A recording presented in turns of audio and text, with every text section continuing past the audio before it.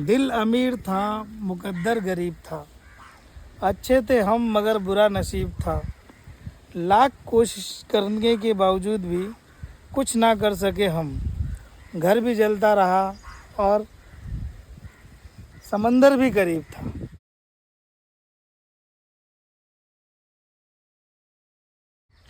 नमस्कार, प्रणाम, आदाब, सत श्री अकाल, जय हिंद, भारत माता की जय। हेलो हिंदुस्तान। मैं मनोज देवा आज फिर एक छोटी सी कहानी के साथ आप लोगों के बीच हाजिर।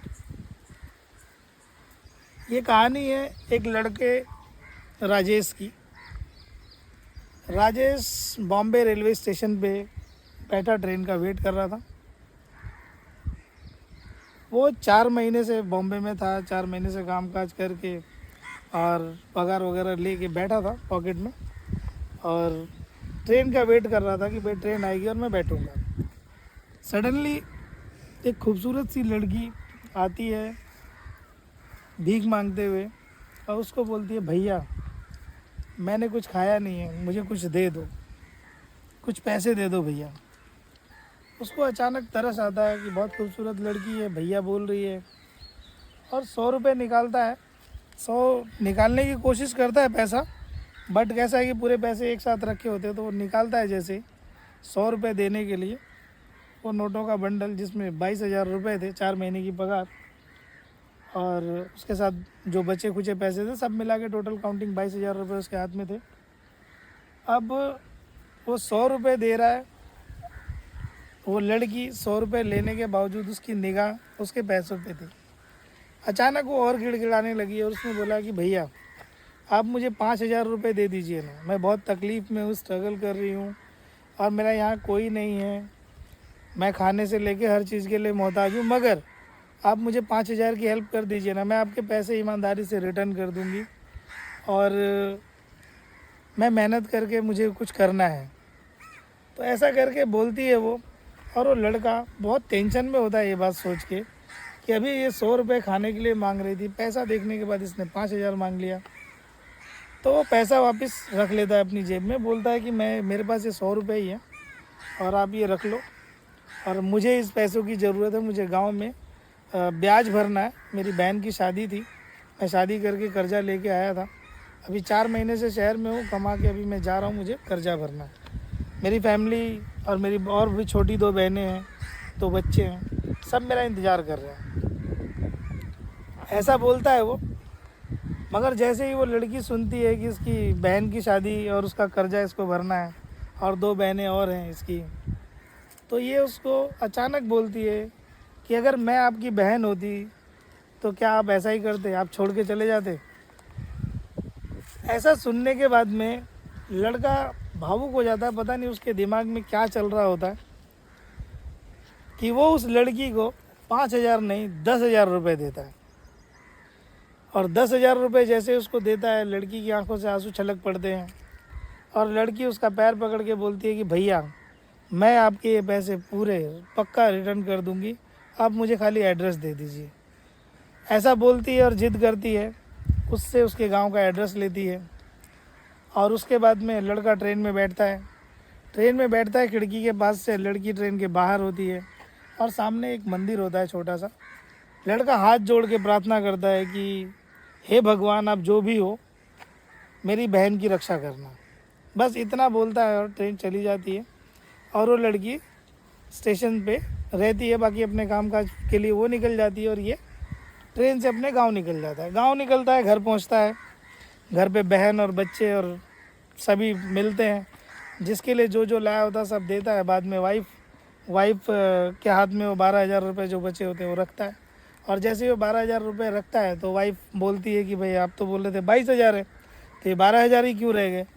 तो ट्रेन के स्टेशन का वो पूरा वाक़या अपनी वाइफ को सुनाता है और इसकी वाइफ राजेश की उसको उल्टा सीधा बोलती है कि तुमको बेवकूफ़ बना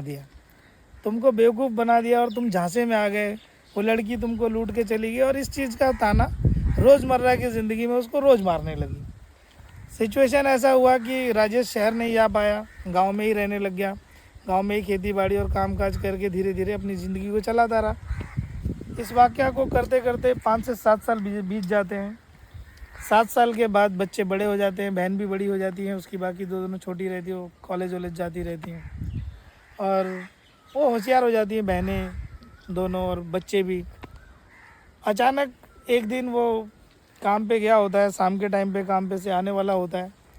उससे पहले उसकी वाइफ घर के अंदर होती है, उसका टूटा फूटा घर होता है और उसी घर के बीच में 2-3 रूम एक साथ होते हैं, बीच में थोड़ी सी बरामदे टाइप की जगह होती है, आगे खाली होता है मैदान और बच्चे स्कूल से आ चुके होते हैं, बहन भी उसकी आ रही होती है कॉलेज से और इतने में सब लोग देखते हैं एक चमचमाती हुई कार उसके दरवाजे के बिल्कुल सामने बीचों बीच, दोनों मड़ई उड़ई के बीच में जो रहता है वहाँ पे आके रुकती है।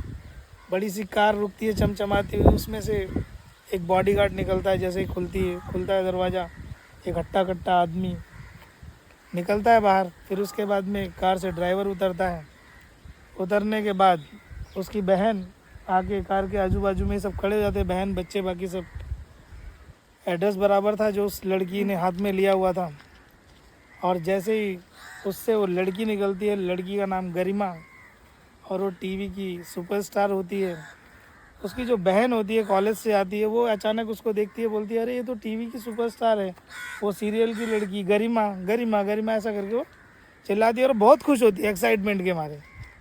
और इतने में कंधे पे फावड़ा लेके पसीने से तर राजेश भाई अपना आते हैं और आते हैं, अचानक वो देखते हैं दूर से और ये लड़की जैसे ही राजेश को देखती है जाके तुरंत उनके पैर पकड़ती है और वो फावड़ा नीचे रखते हैं। ये लड़की जाके उनके गले मिलती है और जैसे ही वो गले मिलती है वो भी पहचान जाता है राजेश की, अरे ये तो वही लड़की है जिसको मैंने 7 साल पहले स्टेशन पे हेल्प किया था।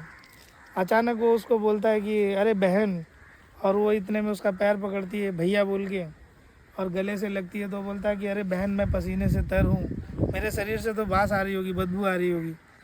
तो गरिमा बोलती है कि भाई के शरीर का पसीना किसी खुशबू से कम नहीं होता और मेरा भाई बहुत मेहनत किया है और आज आपके उस पैसे ने मुझे कहाँ से कहाँ पहुँचा दिया। ऐसा बोलती है, मिलती है, फिर परिवार से राजेश मिलवाता है सबसे, अपनी बहनों से, इससे उससे सबसे मिल के रात को। इतने में उसकी वाइफ देख रही होती है कि जब वो बहन बोल रहा है और वो भाई बोल रही है तो उसको कुछ तो सोचता है। वो 2 चारपाई लाती है, घर के सामने बिछाती है और फिर उसके बाद सब मेल मिलाप होता है। लड़की अपने ड्राइवर को और बॉडीगार्ड को बोलती है कि भाई एक काम करो, तुम लोग आज शहर के किनारे देखो कुछ रहेगा खाने होने के लिए, ढाबा हुआ होटल, वहाँ तुम लोग खा लो और वहीं पे तुम लोग रहना।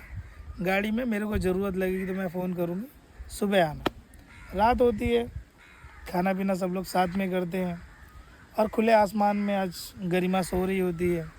एक बहुत बड़ी स्टार बनने के बाद भी उसको लगता है कि मतलब मैं आज खुली हवा में सांस ले रही हूँ। सवेरा होता है, सवेरा होने के बाद में गरिमा अपनी कहानी बताती है कि वो सौतेली माँ उसके घर पे थी, उसके माँ मर गई थी, उसके पिताजी ने दूसरी शादी कर ली, उसके बच्चे थे, कोई उसकी इज्जत नहीं करता था, कोई उसकी वैल्यू नहीं करता था, इसलिए वो घर से भागी और स्ट्रगल करने लगी स्टार और ये फिल्म लाइन में काम करने के चक्कर में। और अचानक एक दिन राजेश मिले, राजेश ने उनकी हेल्प की और वो इस तरीके से बड़ी बन गई।